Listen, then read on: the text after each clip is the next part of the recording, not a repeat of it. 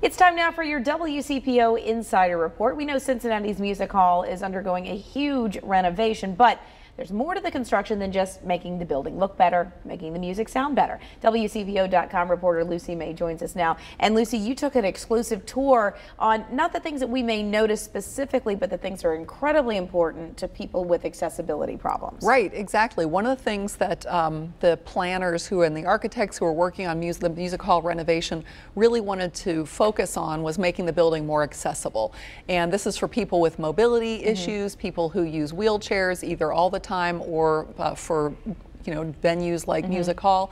And they formed a committee and really took a lot of time to figure out not only the mobility problems that Music Hall had, but also to make it a better experience for people who have hearing impairments and for people who have visual challenges. Two of the big things that probably came out of this that we will notice immediately is, for years, if you needed to use an elevator at Music Hall, you couldn't get to the ballroom without getting into a freight elevator, right. But that's all changed now. Yes, it certainly has, and the folks might remember there was this giant ugly ramp that was kind of installed years ago in front of Music Hall for wheelchairs.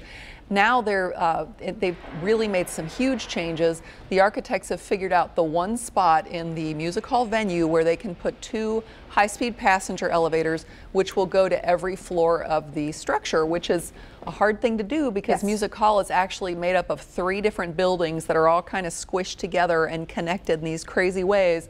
So they found these they found a place for these 2 elevators, and now the south entrance where the box office used to be and the offices for the symphony and those places, that will now be the main accessible entrance. So it's street level, you get up on the sidewalk and you can go right in and straight onto some elevators that'll take you to where you need to go. The other big thing probably for people is bathrooms, not only more bathrooms, but more accessible bathrooms as well. Right, exactly. The architect explained to us that as improvements have been made gradually to Music Hall over the years, there have been more accessible bathrooms added, but sometimes the accessible bathrooms are in places that it's really hard to get to if you're in a wheelchair, which doesn't make a lot of sense. Now a lot of the new bathrooms they've added have been accessible, and even some of the ones that aren't designed specifically for people with wheelchairs have grab bars in them for additional safety and security for some of the patrons.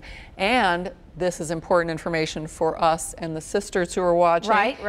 They have addressed the issue of potty parity for anybody who waited in ginormous lines for the women's restrooms during. It's always rough getting back after intermission. Nutcracker, man, that's a rough one.